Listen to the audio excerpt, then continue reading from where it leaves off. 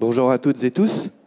Merci de venir assister à cette dernière présentation dans le petit amphi Mozart pour écouter Jean-Marc Merazian et Philippe Yonnet nous parler au nom de Search for Site de l'importance du référencement pour le mobile vis-à-vis de Google notamment. Merci beaucoup.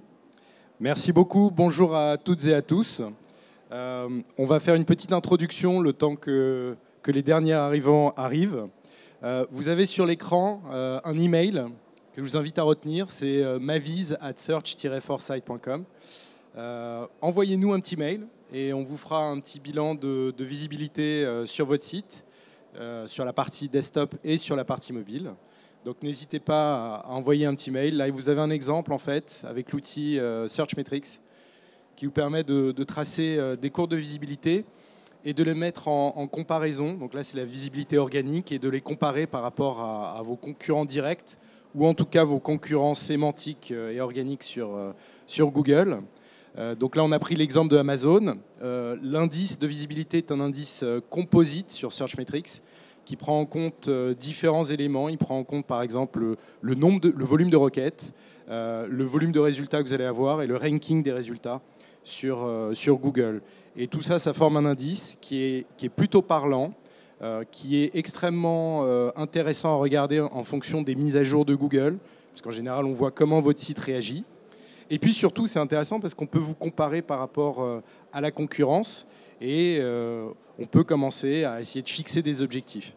Alors bien sûr, les courbes et les indices sont toujours à prendre, pas avec des pincettes, mais à comparer, par exemple avec votre Search Console, avec votre nombre d'impressions, avec votre vrai trafic SEO également qui est derrière, puisque là, c'est uniquement une courbe de visibilité.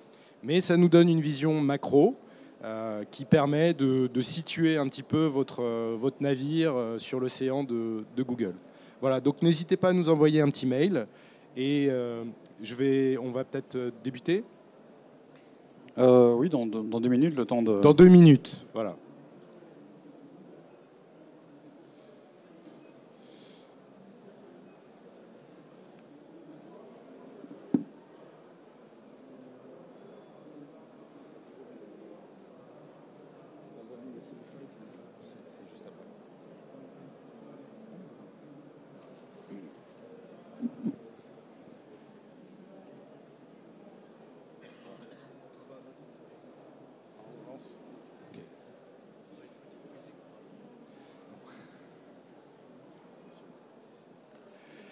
Bien, nous allons débuter. Donc Jean-Marc Merazian, je suis directeur commercial de l'agence Search for Site.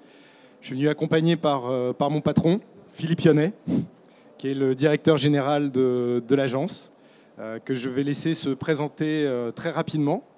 Et puis ensuite, on va embrayer sur le sujet du jour, qui est le SEO versus le mobile, sachant que le mobile devient le device le plus important pour faire ses recherches aujourd'hui, qui a une vraie complémentarité entre le desktop et le mobile, que lors du parcours client, on voit des sauts de puce entre les deux devices pour arriver au bon objectif, et que donc il faut avoir une réponse qui soit cohérente sur les différents supports.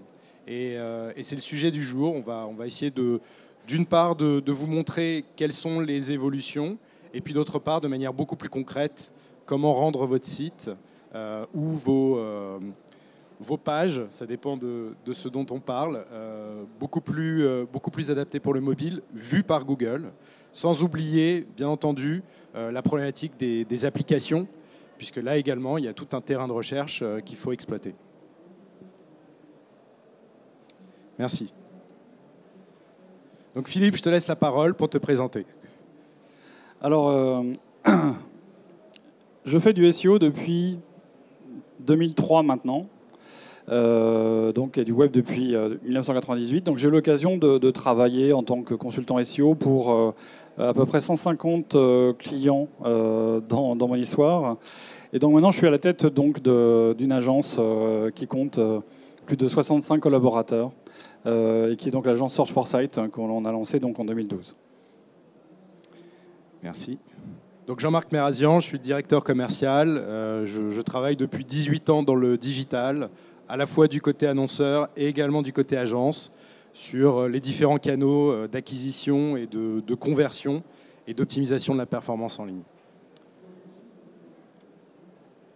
Alors Search 4 Sight, très rapidement, c'est une agence aujourd'hui effectivement de 65 experts qui couvrent tout le champ du search marketing, incluant le référencement naturel et le référencement payant, qui a mis à disposition en fait, de ses clients une méthodologie, une approche, une compréhension du parcours client pour que vous puissiez atteindre vos résultats, et qui, depuis ce parcours, arrive à trouver quelles sont les meilleures actions, les meilleurs moments pour essayer de contacter votre cible et de la transformer.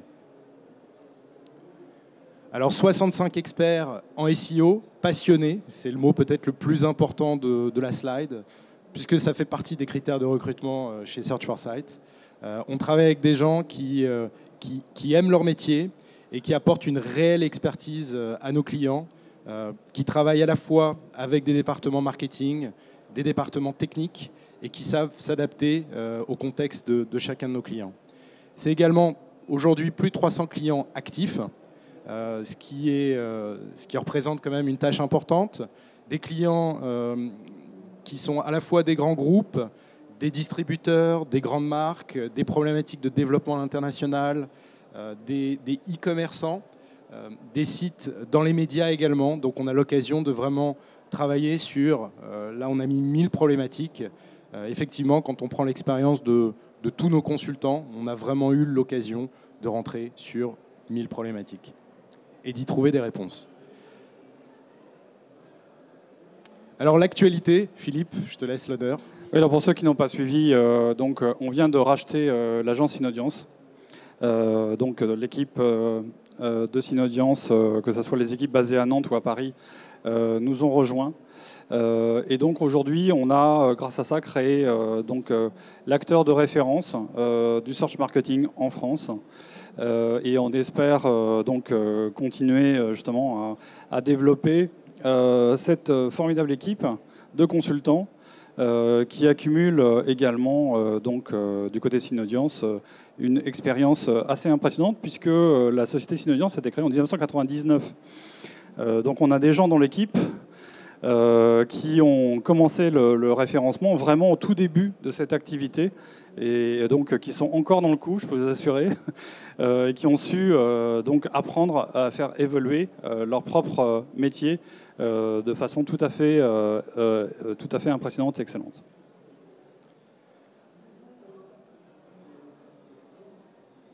Bien, alors juste un petit panorama simplement pour vous montrer la typologie de clients que l'on peut adresser sur la partie référencement payant. Ce n'est pas le sujet du jour, mais simplement pour information. Ah, ça passe un peu trop vite les slides, pardon. Voilà. Donc, comme évoqué tout à l'heure, un des points clés de l'agence, c'est d'arriver à fidéliser ses clients. On a 95% de renouvellement sur les campagnes que l'on prend en gestion. Des campagnes sur lesquelles on apporte deux types d'approches, soit une approche vraiment de visibilité, de branding, soit une approche purement héroïste. En général, c'est des approches qui sont un peu différentes, qui peuvent être complémentaires. Et quand on parle de ROI, c'est vraiment un ROI précis, c'est-à-dire on va définir un coût d'acquisition, un volume, et on va mesurer tout au long de la campagne le fait qu'on respecte bien les guidelines en amont. Et donc, comme vous le voyez, on travaille pour des grands distributeurs comme Système U. On travaille également pour des e-commerçants comme Balsamiq, entre autres. Et je dirais qu'on a eu l'occasion vraiment d'activer différents leviers en SIA, en particulier, je ne vais pas tous les citer, mais que ce soit sur le shopping, sur YouTube, etc. Et on me demande d'accélérer. Alors, en SEO, aujourd'hui, on couvre 40% des top 30. Alors, c'est les conférences d'à côté qui font tourner les slides, hein, c'est les antennes, je suis désolé. Donc, on couvre aujourd'hui le top 30 des sites français en termes de volume. On travaille sur des problématiques évoquées comme e-commerce, beaucoup le mobile aujourd'hui. On adore travailler sur des refontes et d'immigration parce que c'est les moments privilégiés pour faire passer nos recommandations correctement et avoir des vrais effets de levier. Et puis, on travaille également sur du déploiement à l'international. Voilà. Bien, une des forces de l'agence, vraiment une force et une appétence, c'est la compétence technologique. Quand on parle de compétences technologiques, c'est-à-dire qu'on a vraiment eu l'occasion de manière opérationnelle de travailler sur différents types de plateformes, différents types de moteurs de recherche, différents types de CMS, différents outils e-commerce et également des outils spécifiques ou de développement spécifique. Et ils ne sont jamais, hélas, jamais, même si c'est écrit sur la boîte, SEO friendly out of the box. Et donc, il faut systématiquement travailler pour trouver des solutions. Alors parfois, il y a des contraintes techniques qui sont très fortes dans l'environnement de nos clients. Il faut trouver des solutions pour les rendre SEO friendly. Et on a vraiment eu l'occasion de travailler sur chacun des items que vous voyez ici, avec bien entendu des approches qui vont être différentes. Et je vais aller plus vite. Donc, le sujet du jour, première partie, on va parler de l'évolution des usages en termes de recherche. Et puis ensuite, on va embrayer sur une approche beaucoup plus spécifique, un peu plus détaillée sur comment mettre cela en place sur vos sites. Alors, un point clé à retenir, je pense que vous l'avez tous retenu, c'est que l'année dernière, en mai dernier, 2015, Google a officiellement annoncé que dans 10 pays, dans les 10 plus grands pays du monde dans lesquels était présent Google, la recherche mobile avait dépassé, le volume de requêtes sur le mobile avait dépassé le volume de requêtes sur le desktop. Alors, ce n'est pas tombé dans l'oreille de sourd chez nous, et on a pu effectivement le constater. Et donc, ce simple constat, on a pratiquement conclu la conférence du jour, en tout cas pour vous convaincre, que l'approche mobile est essentielle aujourd'hui dans votre stratégie de développement de visibilité. C'est plus un accessoire, c'est vraiment au cœur, et c'est même au début, c'est le mobile first en termes de référencement et de visibilité. Alors quelques chiffres simplement pour étayer. On remarque que aujourd'hui 37% des recherches sur votre mobile vont ensuite se conclure par un achat sur votre ordinateur. Donc là, vous voyez très bien que l'utilisateur est multi-device, il passe d'un appareil à l'autre, avec parfois des objectifs qui peuvent être différents. Et puis 27% des recherches conduisent à un achat en magasin. Donc pour tous ceux qui ont un circuit de distribution, c'est également extrêmement important. Donc ça, c'est des données macro qu'il faut prendre en compte et qui peuvent vous montrer, si vous essayez de tirer un business plan de tout cela, des effets de levier que vous pouvez avoir si vous améliorez vos positions en termes de mobile. Alors, une des approches de l'agence, c'est d'avoir étudié les guidelines de Google et les recommandations sur ce sujet. Il faut croiser 3 éléments importants. C'est d'une part l'intention que votre utilisateur peut avoir, ensuite le contexte dans lequel il se situe, et ensuite le moment. Et quand on croise les deux, on arrive à ce qu'on appelle des micro-moments, qui sont très intéressants, puisque c'est des occasions de vous positionner et d'être présent face à vos utilisateurs au bon moment, avec le bon message et au bon endroit. Donc par exemple, on peut avoir des moments du type « je veux savoir », je cherche une information. Donc là, la requête est informationnelle, elle n'est pas transactionnelle directement. Ensuite, on peut avoir une recherche en particulier sur son mobile, c'est « je veux y aller ». Donc je cherche le lieu dans lequel je peux me rendre autour de moi, par exemple. Et puis, il y a toute la recherche qui peut être faite également sur YouTube, par exemple, pour « je veux savoir », je veux le faire. Donc là, on recherche des tutoriels, on recherche de l'information avec des contenus un peu plus riches et une méthodologie pour mettre en place, par exemple, couper les cheveux de son enfant, ce qui est pas facile.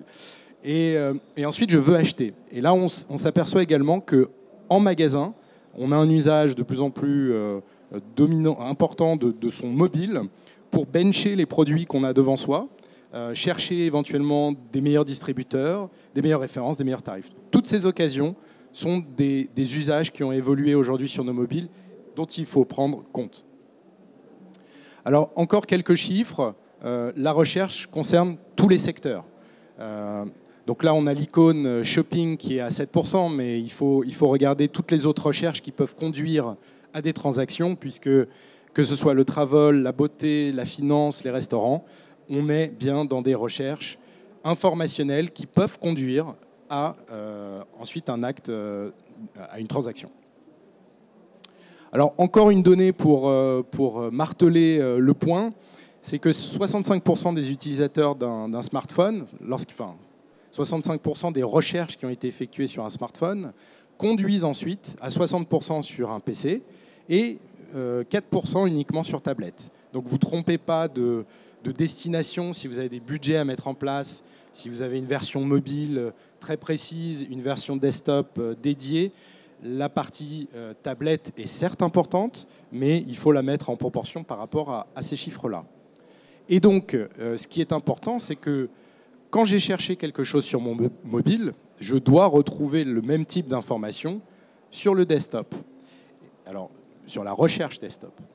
Et bien entendu, cette cohérence est importante parce que dans l'expérience utilisateur, si vous créez une brèche et qu'on ne retrouve pas ces petits qu'on a cherchés en amont, vous risquez de perdre votre audience. Et donc, pour établir ce fil rouge, il faut prendre en considération que les requêtes ou par exemple les landing pages que vous allez avoir doivent pouvoir répondre de manière cohérente, pas forcément identique, mais cohérente aux requêtes que vous avez sur le mobile. Alors sur le multi-usage, il y a beaucoup de scientifiques qui ont regardé comment on utilise un appareil avec un autre, qu'est-ce qu'on fait depuis un mobile versus un desktop, etc.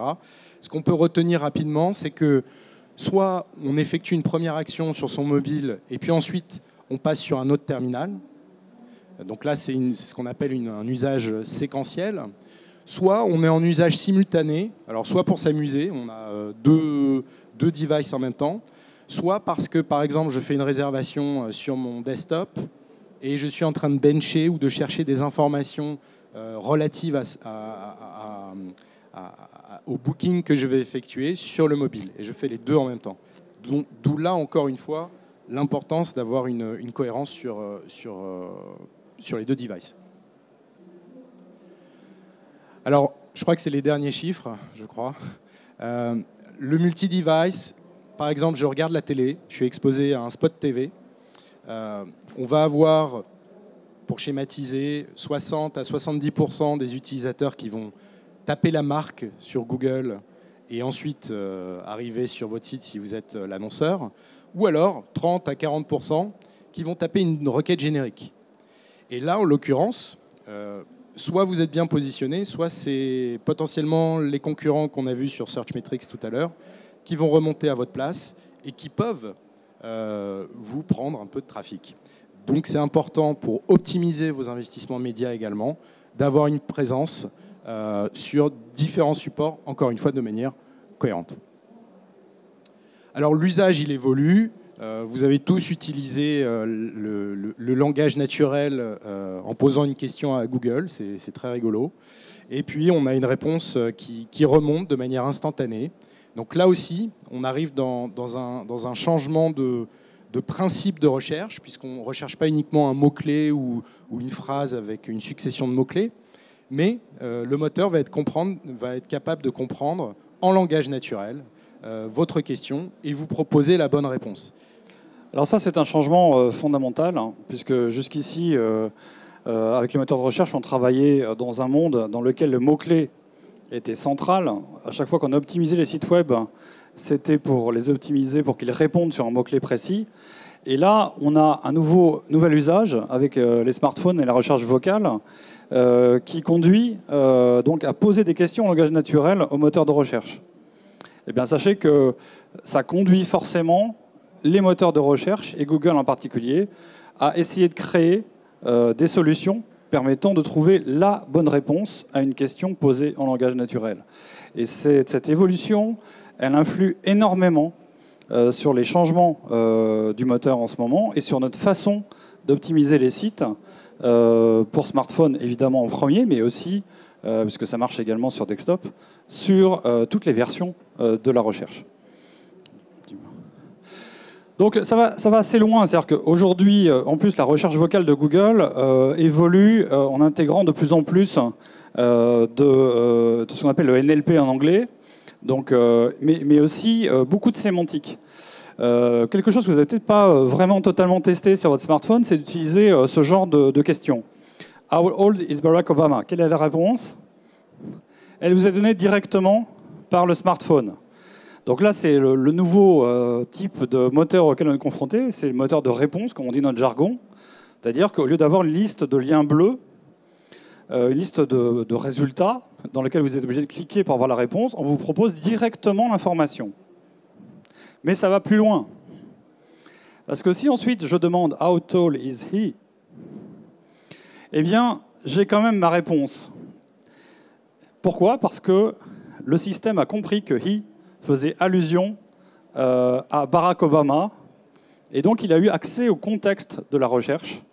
Il est capable en fait de vous trouver une réponse de la même façon qu'un humain arrive à le faire dans le cadre d'une recherche d'informations en échangeant une série de questions-réponses. Et on peut continuer donc à jouer comme ça. Donc, who is his wife? Michelle Obama. How old is she?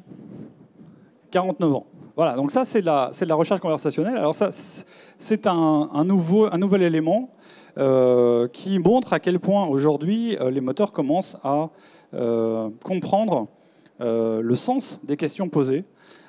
Et ça change vraiment les choses, puisque en fait, l'algorithme, aujourd'hui, cherche véritablement non plus à fournir forcément des pages dont le contenu ressemble à ce que vous avez dans la requête, mais des pages qui sont la meilleure réponse possible apportée à la question de l'internaute. Et ça change tout. Ça veut dire que vous, pour optimiser maintenant une page, vous ne devez plus forcément truffer la page de mots-clés. Il faut rendre cette page la meilleure réponse possible à la question la plus fréquente de l'internaute si vous voulez capter du trafic. Et ça va être le problème à résoudre de plus en plus. Alors aujourd'hui, évidemment, l'ancien algorithme, il est toujours là. Donc, la plupart des résultats qui remontent dans Google sont liés à l'ancien algorithme. Mais on a ça en plus qui commence à prendre le dessus. Et donc, ça change effectivement la manière d'optimiser les sites. Alors, toujours sur les usages, en fait, quand on regarde statistiquement les applications qui sont installées sur un smartphone, eh bien, on s'aperçoit que uniquement 26% sont utilisés de manière quotidienne. Vous pouvez le voir tous les jours en utilisant votre portable. Vous allez utiliser Facebook, LinkedIn, par exemple. Et donc, c'est un critère à prendre en compte, c'est-à-dire que si vous voulez que votre application, à un moment donné, devienne utile, il faut qu'elle soit vraiment dans les usages de votre cible. Et puis, on retient aussi un taux de déchet, puisque beaucoup d'applications sont effacées juste après avoir été téléchargées. Et je crois qu'il y a un autre chiffre, c'est de l'ordre de 75% ou de 80% le lendemain du téléchargement, ce qui est énorme. Alors, il existe des solutions pour vous positionner sur les stores, donc principalement pour les stores Android et puis iOS. Il existe des méthodologies qui s'approchent du référencement naturel, puisqu'on va travailler sur des mots-clés. Il y a certains formulaires également à remplir. Les deux méthodes, que ce soit pour Android ou pour Apple, sont très proches, avec des spécificités néanmoins. Et donc, il y a des guidelines qu'il faut récupérer. Et il va falloir nourrir cette approche-là, non seulement parce que vous êtes également en concurrence avec d'autres types d'applications, parce qu'il va falloir choisir également le type de catégorie sur lequel vous devez le mieux scorer. Et puis, l'usage est très très important. C'est-à-dire que si une application, justement, et si on reprend la stat précédente, est immédiatement effacée après avoir été téléchargée, ça, ce sont des informations qui remontent au store et qui, petit à petit, risquent de vous faire déranquer ou en tout cas ne vous fera pas monter. Donc, il est important que l'usage, dès le départ, puisse vous permettre de faire remonter sur les stores. Philippe, tu voulais ajouter un point ? Non, pas du tout. Je faisais signe pour que... Parce qu'on veut garder un peu de temps quand même pour les questions à la fin. Hein. Donc, et on a encore beaucoup de slides à dérouler sur l'optimisation pour ça. Alors, il y a une chose à connaître. Donc, si vous avez vraiment un besoin stratégique d'obtenir que vos applications soient téléchargées, s'il y a un enjeu économique derrière le téléchargement de votre application, s'il y a un enjeu donc éditorial ou de branding, sachez que les moteurs de recherche aujourd'hui fournissent un moyen extraordinaire de doper les téléchargements. C'est l'app indexing. Alors, comment ça marche? Alors déjà, si vous avez une application qui affiche des contenus et qui contient donc de l'information sous forme de texte et d'image, on peut techniquement aider les moteurs de recherche à découvrir ce contenu, à l'indexer dans leur page de résultats. Et donc, ça donne les possibilités qu'on a symbolisées à droite, c'est-à-dire le fait d'afficher ces contenus dans les résultats. Ils sont rankés comme n'importe quel contenu de Google. Et suivant la situation, suivant que l'application est déjà téléchargée ou pas, vous aurez une apparence du résultat sur votre smartphone qui va être un petit peu différente, mais évidemment, l'incitation la plus intéressante, c'est l'incitation au téléchargement de l'application. Si vous voulez voir ce contenu, téléchargez l'application. Eh bien, grâce à ça, on peut doper de manière assez spectaculaire le nombre de téléchargements d'une application. C'est l'appendixing, c'est donc quelque chose qui est assez facile à faire, un peu technique, mais de toute façon, bon, on peut vous accompagner là-dessus. Ça fait partie des choses qu'on fait quotidiennement. Alors, un dernier point sur les usages par rapport donc au mobile. Beaucoup de gens aujourd'hui ont pris l'habitude d'utiliser sur leur smartphone des assistants personnels, donc Siri, Cortana pour Windows, etc. Ça représente un enjeu assez important. C'est-à-dire que là aussi, on a des assistants qui sont de plus en plus intelligents et donc un certain nombre de requêtes, des questions posées par les internautes passent par ces assistants personnels. Donc il ne faut pas s'étonner qu'il y ait une vraie guerre en ce moment entre toutes les compagnies, les GAFA, donc les différents moteurs de recherche pour arriver à développer des assistants personnels parce qu'ils savent qu'une partie du trafic vers leur site sera en fait maîtrisé par qui aura le meilleur assistant personnel publicité par les internautes. Donc alors évidemment, on a un produit chez Google qui est Google Now, chez Apple on a Siri, Windows Cortana, chez Facebook on a M. Alors sachez qu'il y a aussi des produits chez Baidu, des produits chez Samsung. Voilà, tout le monde se met en ce moment à développer sa propre version de l'assistant personnel. Alors Google par contre a une approche un petit peu différente. Mais qui s'avère très intéressante, c'est la recherche prédictive. Donc c'est l'idée, en fait, que si le moteur a suffisamment d'informations de contexte, alors cette information de contexte, il attire de votre compte Gmail, de toutes les informations apportées par les applications que vous avez autorisées à communiquer avec Google Now. Et donc le système, c'est par exemple que vous avez des rendez-vous, que vous avez des habitudes, que vous effectuez toujours le même trajet domicile-travail, etc. Eh bien, grâce à ça, Google s'est dit, mais et si on commençait à pousser la réponse dont l'internaute a besoin avant même qu'il ait eu envie de poser la question? Ça serait formidable. Ben, c'est ce qu'ils font. Et c'est ça la recherche prédictive. Et on a ça dans les cartes Google Now. Alors, parlons un petit peu maintenant de ce qu'il faut faire pour optimiser donc un site SEO pour le mobile. Alors déjà, la première question qui se pose, c'est est-ce que l'on va créer un site mobile séparé, en M point, ou est-ce qu'on va donc utiliser ce qu'on appelle le responsive design?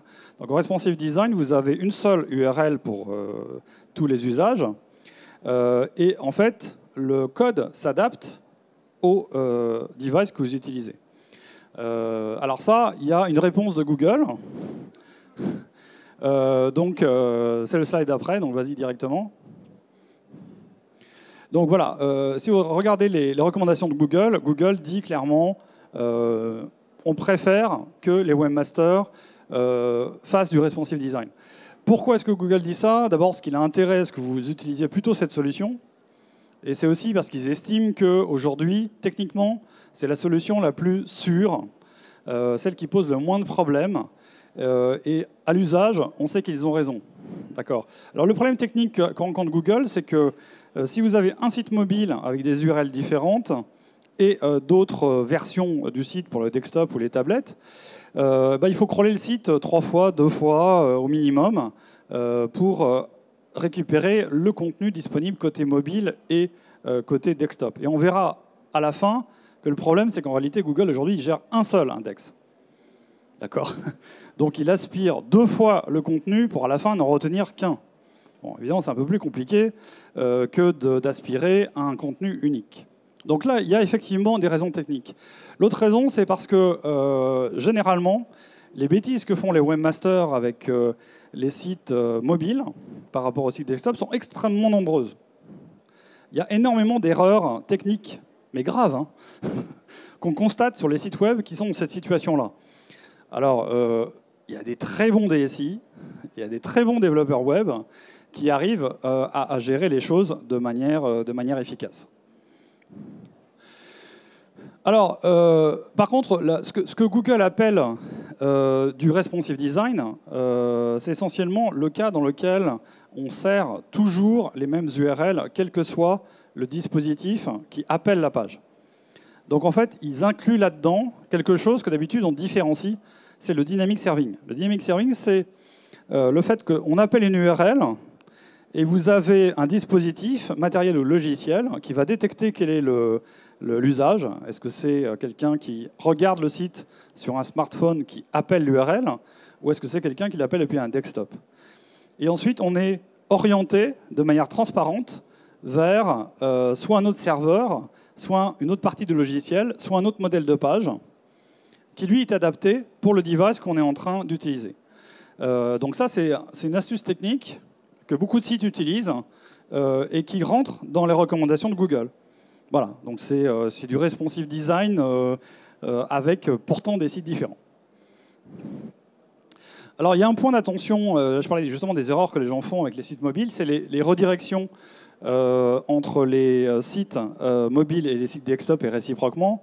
Donc il est important que ces redirections fonctionnent de manière parfaite. C'est-à-dire que lorsqu'on appelle une URL desktop depuis un smartphone, qu'on soit bien redirigé vers l'URL en M-point, etc. Enfin, donc ça c'est important. Il faut que ces redirections soient gérées en plus de manière univoque. Il faut que chaque URL ait son équivalent dans les deux versions. Alors là-dessus, c'est un point sur lequel Google est extrêmement exigeant. Donc il n'aime pas en fait quand les deux sites n'ont pas le même périmètre, la même liste d'URL de part et d'autre. Ça c'est un souci. Alors, donc, le problème que l'on a par contre lorsqu'on travaille avec des gens qui font des sites responsives, c'est qu'aujourd'hui, le code que l'on découvre lorsqu'on essaye d'afficher le code source de la page, c'est souvent le musée des horreurs. Donc, c'est pas toujours très bien codé. C'est codé avec des librairies JavaScript, avec des frameworks JavaScript, avec des hacks dans ces frameworks JavaScript, qui font que ces pages sont souvent extrêmement lourdes à télécharger et elles sont également très lentes pour générer des pages dans un navigateur. Alors si en plus votre navigateur il est sur un smartphone, c'est pas toujours non plus très bien pour l'expérience utilisateur. Donc là, c'est important de bien tester et de bien vérifier que le code est parfaitement net, clair, et qu'il fait exactement ce que l'on veut. Alors, il y a aussi un problème, c'est que il faut arriver à comprendre également, lorsqu'on a beaucoup de JavaScript sur une page, si Google Bot, donc c'est-à-dire le robot qui aspire les contenus, est vraiment capable de voir le contenu que vous souhaitez lui montrer dans tel ou tel contexte.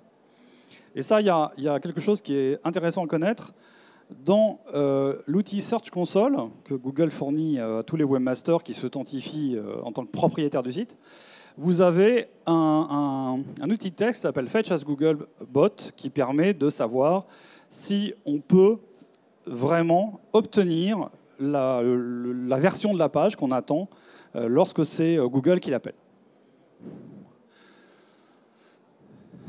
Alors, dans les problèmes que l'on a avec la présence de JavaScript dans le code et dans la présence de JavaScript dans les pages responsives, il y en a un nouveau qui date de la fin de l'année dernière, qui est le fait que Google commence maintenant à comprendre parfaitement qu'est-ce que l'utilisateur voit quand il arrive sur la page et qu'est-ce qui est caché.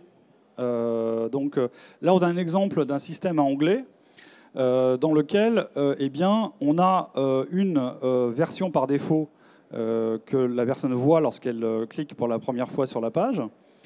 Et ensuite, il faut cliquer sur les tabulations pour voir le reste. Eh bien, sachez qu'aujourd'hui, Google commence à ne pas donner le même poids aux contenus qui sont cachés et aux contenus qui sont visibles par défaut. Donc ça, c'est un piège. Donc attention lorsque vous utilisez du JavaScript.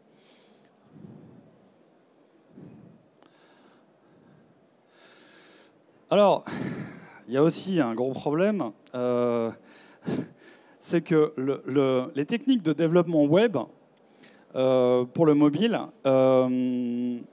souvent reprennent des logiques qu'on appelle des single-page applications. Donc, c'est des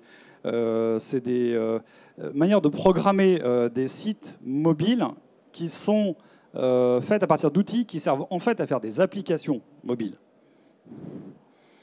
Et après, on applique ça donc à un système qui fonctionne sur une seule URL, une seule page. C'est très mauvais pour le référencement. Donc, on a absolument besoin en fait que le moteur, lorsqu'il crawl un site mobile, il ait accès à tout le contenu. Or, ces outils, qui sont des frameworks JavaScript, comme AngularJS, peuvent très bien créer une situation dans laquelle, par défaut, la page est vide. Le contenu, il est affiché entièrement en JavaScript. Alors, il y a des solutions techniques. Hein, on peut utiliser ce qu'on appelle les serveurs de pré-rendition, excusez-moi pour le jargon, qui récupèrent le HTML qui est généré par le JavaScript avant de l'envoyer à l'internaute. Donc là, dans ce cas-là, le moteur, lui aussi, peut aller télécharger du HTML. Mais si vous ne le faites pas, c'est dommage pour votre référencement, puisque tout le contenu disparaît. Le site devient une vraie boîte noire. Alors aussi, il y a des habitudes de programmation maintenant. Alors sur les smartphones, on aime bien pouvoir faire défiler les contenus sur une seule page. C'est souvent fait une fois de plus en JavaScript. Et c'est souvent des techniques qui empêchent le moteur d'avoir accès au contenu du deuxième écran, du troisième écran, du quatrième écran. D'accord ? Donc ça, c'est un point d'attention. On peut développer exactement cette expérience utilisateur et la rendre crawlable et indexable. Donc s'il y a des questions tout à l'heure là-dessus, je pourrais vous expliquer comment. Mais donc c'est un point d'attention. Voilà. Quand vous faites ça en JavaScript, il y a une bonne manière de le faire et une mauvaise manière de le faire.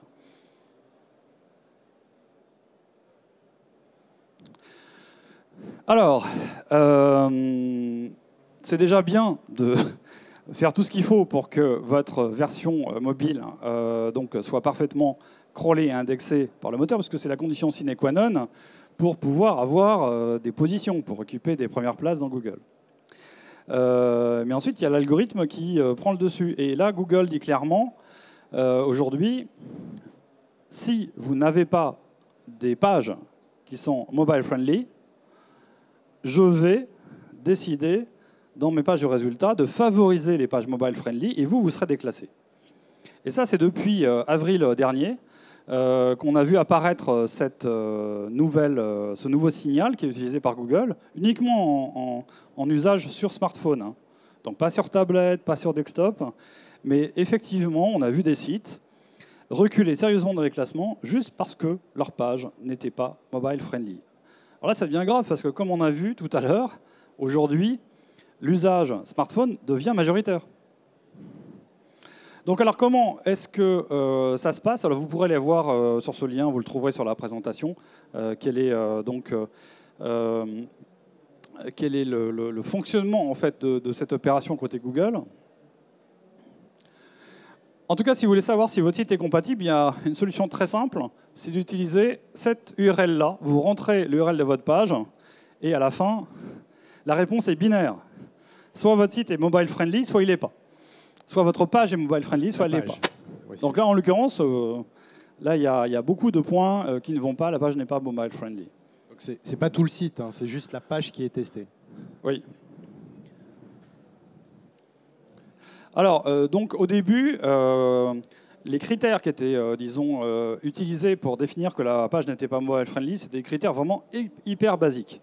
Donc c'était l'absence de balise viewport, par exemple. Donc c'était l'absence de CSS permettant d'avoir une taille de police et donc des images à l'écran qui étaient consultables sur un smartphone. Donc c'était vraiment des choses évidentes qui, si elles ne sont pas en place, rendent l'expérience sur un smartphone absolument désastreuse. Et ils ont rajouté en novembre dernier une chose, c'est que si vous avez des interstitiels de téléchargement d'app intrusifs, voilà, donc votre site ne sera pas considéré comme mobile friendly. Alors ça paraît être anecdotique ce truc-là, mais il y a beaucoup de gens qui avaient pris l'habitude de faire apparaître un interstitiel pour convaincre les gens de télécharger leur application sur leur site. Et donc, voilà, bon, ça, Google a considéré que c'était un problème pour l'expérience utilisateur et a donc rajouté ce critère dans les points qui permet de savoir si le site est mobile-friendly ou non, si la page est mobile-friendly ou non. Sachant que 66% des applications sont trouvées sur le web, c'était une démarche qui était tout à fait normale, mais voilà, il ne faut pas exagérer. Alors vous voyez, donc on peut continuer à avoir un lien de téléchargement d'app comme à droite, mais il ne faut pas que ça occupe toute la page. Donc c'est ça la nuance entre ce qui est autorisé et ce qui ne l'est pas. Alors, il y a une nouvelle étape qui s'approche, c'est que donc Google a annoncé qu'ils allaient pousser le curseur vers la droite. Donc, alors ils ne vont pas forcément révolutionner la liste des critères qui vont servir à définir ce qui est mobile friendly et ce qui ne l'est pas. Mais ce qui est clair, c'est que si, à date, les gens n'ont pas adapté leur site, là, s'ils n'ont pas encore vu de résultats de Mobile Geddon, ils vont commencer à le voir. C'est-à-dire que là, ils ont décidé de pousser le curseur plus loin, et donc l'écart entre les pages mobile friendly et les pages non mobile friendly va être, d'après ce que dit Google, augmenté considérablement. Donc, vous êtes avertis. Alors, est-ce que par hasard, on n'aurait pas en plus derrière une possibilité que les performances soient testées? Aujourd'hui, l'un des principaux problèmes qu'on rencontre en termes d'expérience utilisateur sur mobile, c'est la lenteur de téléchargement des contenus. C'est ce qui fait fuir le plus de gens sur les sites mobiles. Alors, y a-t-il des spécificités SEO pour le mobile? Une bonne question. Alors, oui et non. Là, on a vu que déjà, oui, il y avait déjà des choses qu'il fallait optimiser spécialement pour le mobile, sinon on était déclassé. Mais ce qu'il faut comprendre, c'est qu'en réalité, on n'a qu'un seul index encore aujourd'hui. C'est-à-dire que les contenus donc, sont mis dans un seul endroit. Donc l'algorithme est le même côté mobile et côté desktop, c'est simplement que, suivant l'usage, Google va reclasser les pages en fonction du critère mobile friendly ou non. Donc aujourd'hui, l'important, c'est déjà que tout le contenu qui vous intéresse soit indexable côté desktop. Alors il y a plein de gens qui nous posent toujours la question en disant « Ah oui, mais sur smartphone, je ne peux pas tout montrer, donc j'ai caché des images, j'ai caché des liens. Est-ce que c'est un problème ?» Non. La réponse est du coup non. C'est pas grave. Google s'attend à ce que vous fassiez ça. Donc, bon, vous n'avez pas l'espace pour tout montrer, donc c'est logique. Est-ce que c'est du cloaking? Vous savez, le cloaking, c'est cette méthode affreuse qui consiste à montrer des contenus différents à l'utilisateur et pour Google, pour arriver à mieux se classer. Ben non, ce n'est pas du cloaking. Donc, il n'y a pas de problème avec ça. Donc, il faut que le contenu qui vous intéresse soit indexable côté desktop. Alors, autre chose qui est évidente, par contre, une fois qu'on a dit tout ça, donc ok, c'est le même algorithme, mais le même algorithme, par contre, le query processor, comme on dit en anglais, donc le processeur de requête qui fabrique la page de résultat, il crée une page totalement différente en usage smartphone et en usage desktop. Et vous n'avez pas du tout la même présentation des résultats. Et vous n'avez pas du tout les mêmes éléments sur la page. Et comme vous avez beaucoup moins d'espace, si vous n'êtes pas premier sur la requête sur mobile, peut-être que vous allez capter 3 fois moins de trafic que sur desktop. Donc il y a un vrai enjeu. Donc là, donc le nombre de cas dans lequel il faut descendre 3 écrans dans Google pour avoir un premier résultat organique, ces cas se multiplient. Donc ça devient un vrai problème. C'est-à-dire qu'il y a de plus en plus de gens qui font des recherches sur mobile par rapport aux recherches sur desktop, et ces gens-là sont confrontés à cette interface. Donc ça veut dire que l'enjeu pour capter du trafic en SEO, il devient de plus en plus fort.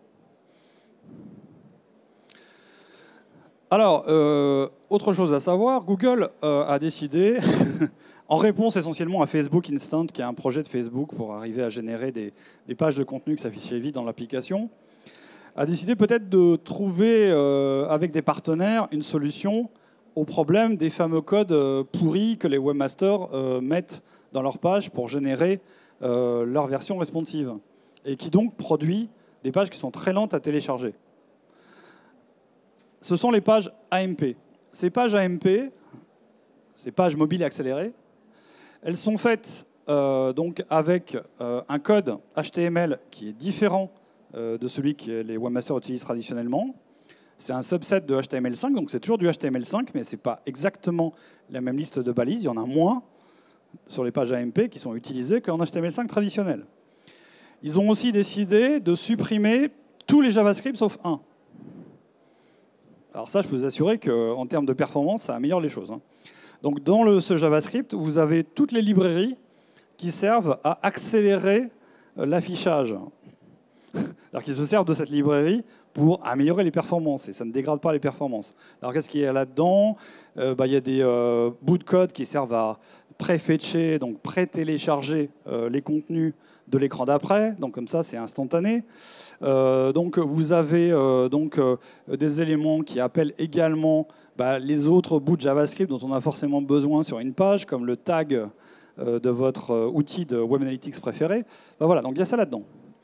Et il n'y a pas que ça. Donc il y a aussi, je dirais, d'autres techniques qui sont utilisées, comme un CDN, donc un système de proxy qui accélère le téléchargement. Et donc le résultat, c'est qu'on a des performances qui sont vraiment intéressantes. Et lorsque les sites de news aux États-Unis ont vu que ce truc-là a été lancé par Google, alors là, c'est récent, on parle de novembre dernier, ils se sont tous engouffrés là-dedans très rapidement parce qu'ils ont vu qu'il y avait quelque chose d'intéressant qui se passait autour de ça. Donc, ça j'en ai déjà parlé, donc on va aller vite. Donc le résultat de ces pages, c'est qu'on a donc un code qui est vraiment, vraiment réduit. Donc on divise par 6 la taille du code, et on enlève aussi beaucoup de trackers qui servent à rien dans ce système. Donc les trackers ralentissent beaucoup les pages. Et en expérience smartphone, c'est vraiment, vraiment important. Alors pour information, voilà, si vous voulez savoir à quoi ressemble une page AMP HTML, c'est ça. Alors pour ceux qui connaissent un petit peu l'HTML, ils sont en terrain connu, c'est du HTML. Il n'y a rien de... En fait, pour faire des pages comme ça, vous n'avez pas besoin de réapprendre à coder en HTML, JavaScript, CSS. Si vous savez déjà coder en HTML, JavaScript, CSS, vous savez coder des pages AMP. Vas-y. Alors, par contre, dans cet outil, Google, dans son enthousiasme, a quand même créé une source de doublons. Parce que du coup, si j'ai un site desktop, un site mobile, j'ai déjà 2 versions du site. Et si je crée des pages AMP HTML, j'ai créé une 3e version du site. Alors Google a résolu le problème en disant on va rajouter un balisage, donc linkrel AMP HTML, qui permet de déclarer que j'ai une version alternative de ma page qui est en AFP HTML. Et après, dans l'autre sens, je vais mettre un canonical comme d'habitude. Ça suffit normalement à empêcher que cette page soit considérée comme un doublon. Parce que j'ai donc 3 versions avec 3 contenus identiques, presque identiques. Alors si vous oubliez de faire ça correctement, oui, là vous avez un vrai problème de référencement derrière, parce que vous avez créé un miroir parfait de votre site. Donc attention à bien coder ça correctement. Est-ce qu'on gagne des positions à être en AMP? Alors, aujourd'hui, en termes d'usage, les endroits dans lesquels on voit des pages AMP, c'est Twitter, qui a commencé à proposer des espaces dans lesquels ces pages peuvent être utilisées. Et c'est Google, essentiellement, Google dans la partie news. Donc on a un carrousel sur les smartphones qui affiche les pages AMP. Ce carrousel, il apparaît où? En tête des résultats. Donc oui, on gagne un peu de trafic si on a une place dans ce carrousel. Quand je dis un peu, ça dépend où on est. Aux États-Unis, tout le monde est dans le carrousel dans les sites de news. Donc grosso modo, je ne suis pas sûr que ça change grand-chose. Mais en France, c'est assez intéressant parce que vous avez des médias qui se sont mis à faire des pages AMP et d'autres pas. Et là, dommage pour ceux qui n'ont pas franchi encore le pas, ils commencent à sentir la différence.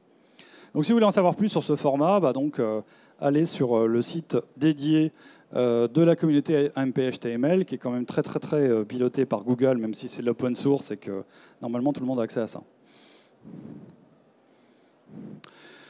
Donc aujourd'hui, ce qu'on peut dire, effectivement, c'est que, en conclusion, la recherche sur mobile est devenue l'usage dominant et qu'il faut en tirer donc, les conséquences qui s'imposent.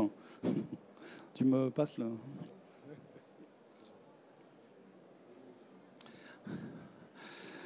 Donc ça veut dire que on est en 2016, hein, donc les smartphones ils sont apparus depuis déjà un certain temps. La recherche sur mobile, ça fait longtemps que ça existe. Vous avez toutes les évolutions. Il y a plus de trafic sur les recherches sur mobile aujourd'hui que les recherches sur desktop. Conclusion, si vous n'avez pas de site adapté, c'est grave. Et ça veut dire que si vous voulez en plus avoir des bons résultats en captation de trafic organique, il faut absolument travailler la question en pensant d'abord à ce qui se passe sur vos smartphones. Alors on a vu quelques cas d'affichage un peu compliqués là, pour apparaître en résultat organique. C'est vrai par exemple en recherche locale. Si vous voulez optimiser votre présence sur une recherche localisée, sur un smartphone, là il va falloir réfléchir à où est-ce que je dois apparaître pour être vu et être cliqué. Est-ce que ça passe par les AdWords? Est-ce que ça passe par Google My Business? Est-ce que je peux utiliser un autre outil comme un feature snippet? C'est encore un autre truc nouveau que Google vient d'introduire. Donc voilà, mais en tout cas, il y a vraiment quelque chose de spécifique à penser. Donc merci. On va prendre les questions que vous pouvez donc avoir eu l'envie de nous poser dans le courant de cette présentation. Qui se lance?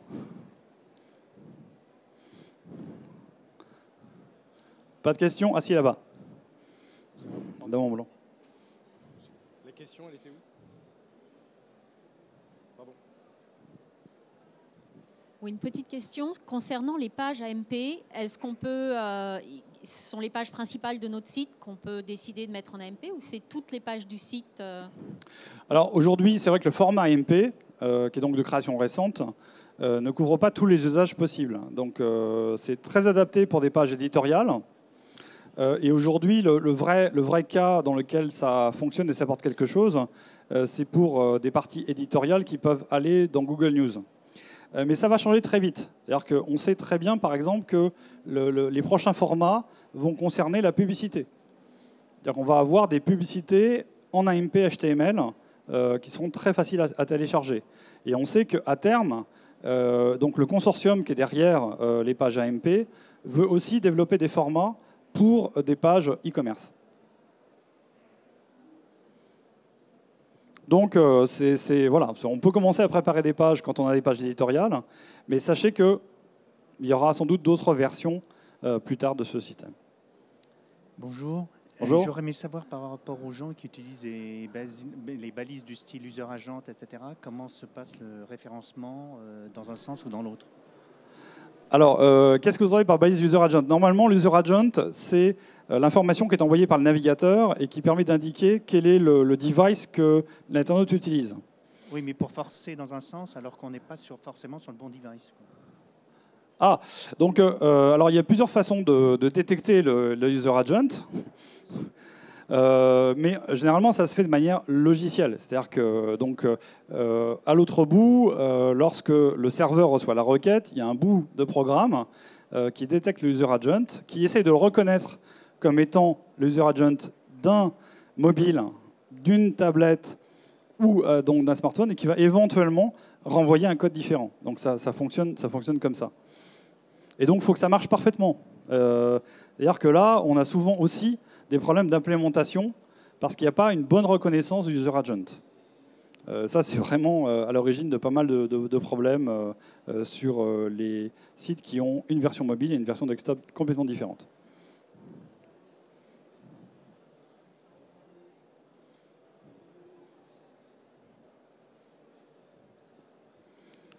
D'autres questions? Non? Merci beaucoup.